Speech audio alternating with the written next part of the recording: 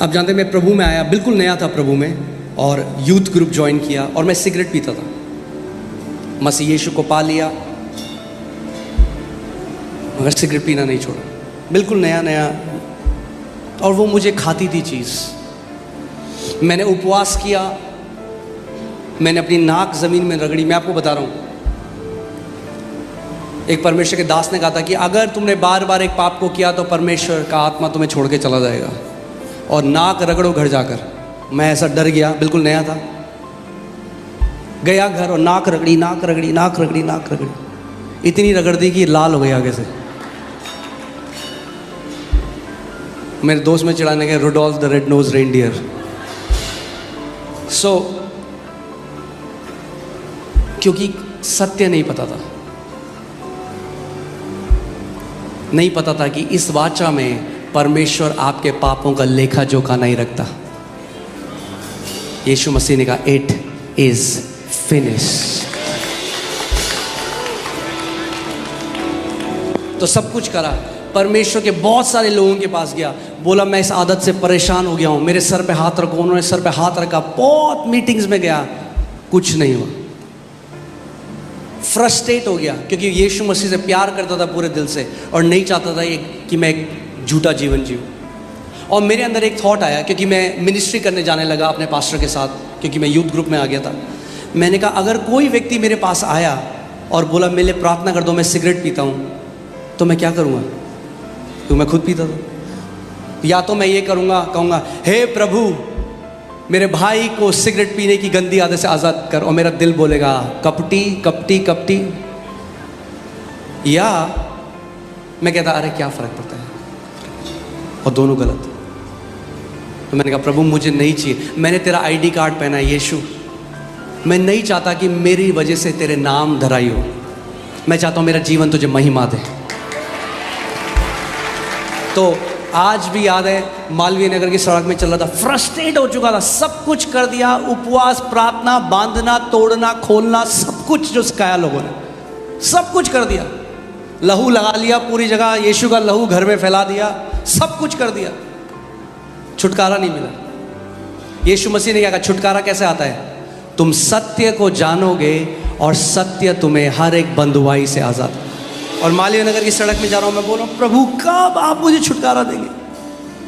आप जानते हो मैं नहीं चाहता इस आदत को, आप जानते हो मैं इससे नफरत करता हूँ, मगर मैं बंधन में हूँ इसके, कब मुझे छुटकारा दोगे?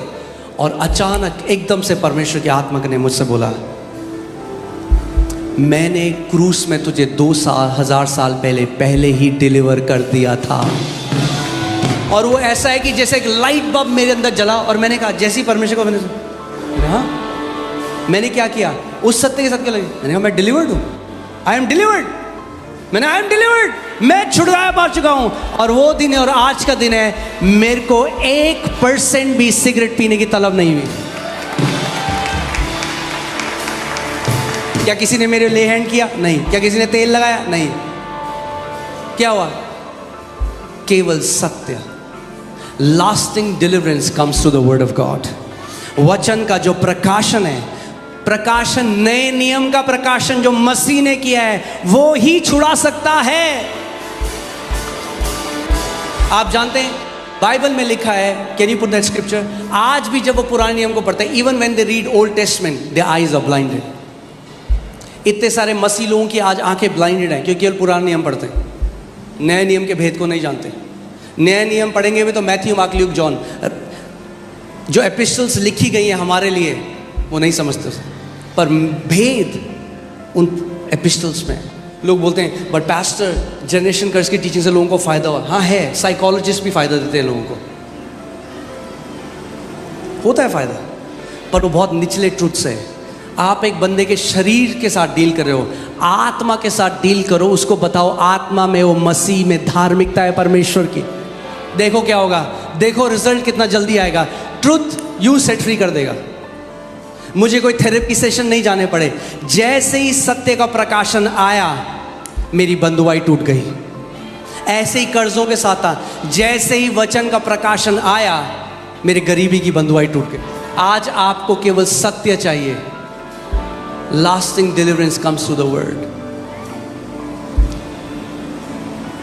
मैं आपको फिर बता रहा हूं, if you believe that you are under a generational curse, it brings you under a कर्स.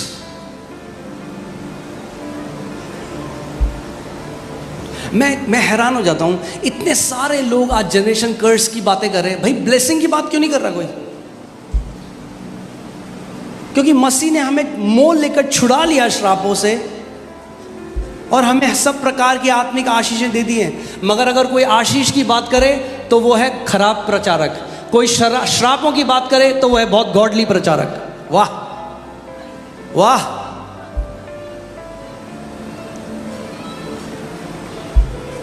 अरे ये आशीष आशीष करते हैं.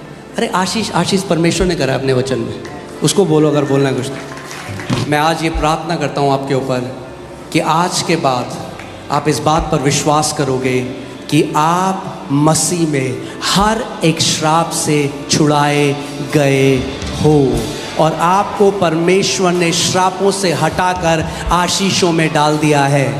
You are blessed with every spiritual blessing in the heavenly places in Christ Jesus.